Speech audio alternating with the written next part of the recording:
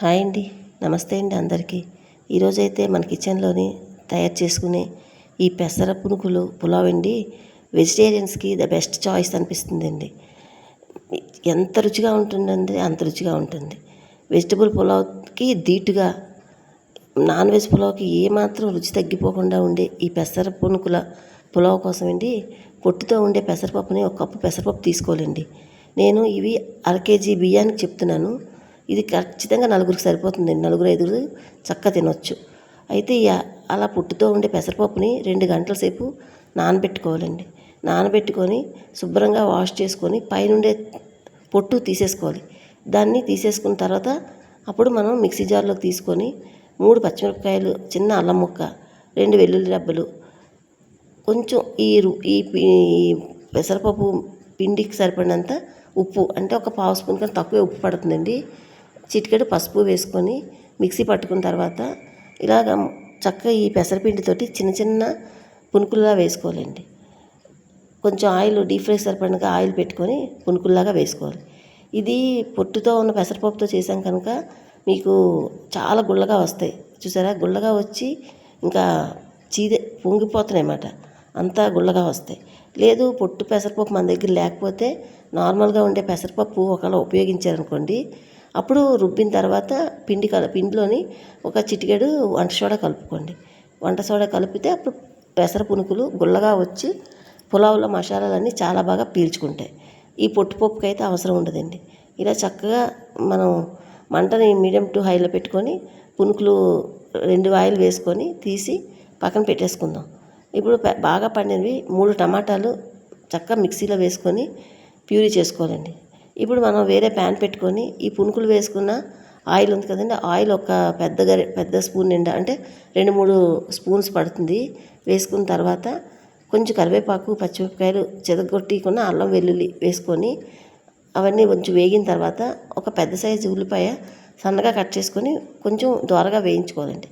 అప్పుడు రుచికి సరిపడగా ఉప్పు, పసుపు, గరం మసాలా, అలాగే కారం అన్నీ కూడా అర స్పూనే పడతాయండి. చూసుకోండి. అర కేజీ బియ్యానికి చెప్తున్నాను కొలతలు. ఈ మసాలాలతో పాటు ఉల్లి తరుగు 1 నిమిషం వేగిన తర్వాత అప్పుడు మనం టమాటాలు బాగా పండిన 3 టమాటాలు ప్యూరీ చేసుకున్నాం కదండి, ఆ ప్యూరీని ఈ వేగిపోయిన మసాలాలోకి వేసుకొని టమాటా ప్యూరీలోని పచ్చిదనం పోయిన దాకా 1 నిమిషం కుక్ చేసుకుంటే సరిపోద్దండి. అలా కుక్ అయిన తర్వాత మనం వేయించి పెట్టుకున్నాం కదండి పెసర పునుకులు, అవి చక్కగా వేసి ఒకసారి అంతా బాగా కలుపుకోవాలి. కలుపుకొని మనం నీళ్ళు ఇంకేం వేయక్కర్లేదండి. చక్కగా కలిపిన తర్వాత దాన్ని తీసి పక్కన పెట్టుకుందాం. పులావ్కి మనం ఏ గిన్నె అయితే పెట్టుకొని పులావ్ చేసుకోవాలో అది పెట్టుకొని 2-3 స్పూన్లు, కొంచెం ఎక్కువే ఆయిల్ పడుతుందండి పులావులకి. అలా ఆయిల్ వేసుకొని కరివేపాకు, కారానికి సరిపడగా పచ్చిమిరపకాయలు, ఎండుమిరపకాయలు వేసి అల్లం వెల్లుల్లి ఫ్రెష్గా దంచి వేసుకోండి. ఫ్లేవర్ చాలా బాగుంటుంది. అలా వేసుకున్న తర్వాత అవన్నీ వేగిన తర్వాత బిర్యానీ ఆకు, చిన్నగా ఉండే ఉల్లిపాయలు ఒక 5-6 నుంచి తీసుకోండి. 6 తీసుకొని వేయించుకున్న తర్వాత మనం సోనా మసూరి రైస్ కడిగి ఆరబెట్టుకున్నవి అర కేజీ బియ్యం వేసుకోవాలండి. మంటని మీడియం టు సిమ్లో పెట్టేసుకొని బియ్యాన్ని వేయించుకోవాలి. అవి వేగుతునేటప్పుడే రుచికి సరిపడగా ఉప్పు, ఒక ఫుల్ స్పూన్ నిండా పులావ్ మసాలా, పావు స్పూన్ పసుపు వేసుకొని బియ్యానికి మసాలాలన్నీ పట్టుకొని కలిసేటట్టు కలుపుకున్న తర్వాత మనం చక్కగా మంటని మీడియం టు సిమ్లో పెట్టేసుకొని 15 నిమిషాల వరకు వేయించుకోవాలండి. బియ్యం క్రంచీగా అవ్వాలన్నమాట. ఇలా గోల్డెన్ కలర్లో బియ్యం వచ్చిందాక వేయించుకొని ఈ పెసర పునుకులు కూర రెడీ చేసుకున్నాం కదండి, అది అందులో వేసేయాలి. పెసర పునుకులు టమాటా ప్యూరీని పీల్చేసుకుంటాయి అన్నమాట మనకి. అలాగే మనం హాట్ వాటర్ కూడా ఈ బియ్యం అది వేగేటప్పుడు పెట్టుకోవాలండి. 2 గ్లాసులు బియ్యం అనుకోండి, మనం నార్మల్గా అయితే 4 గ్లాసులు వేస్తాం.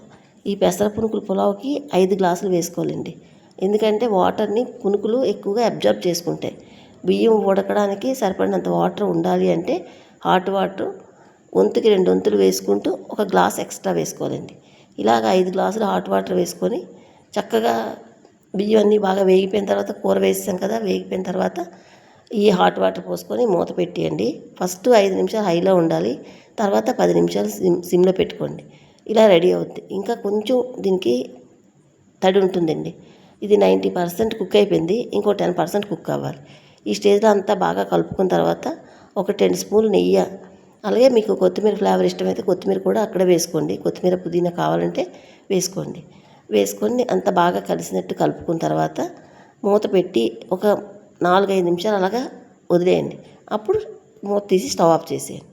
స్టవ్ ఆఫ్ చేసిన తర్వాత ఇప్పుడు మీరు వేడివేడిగా వడ్డించుకొని తినండి. సూపర్గా ఉండే ఈ పునుకులు పులావ్ రెడీ అయిపోతుందండి. ఇది చాలా ఫేమస్ అండి మా రాజుల ఫంక్షన్స్లోని.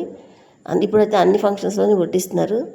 చక్కగా తయారు చేసుకొని తినండి. మీకు ఎలా ఉందో నాకు కామెంట్ చేయండి. Thank you for watching.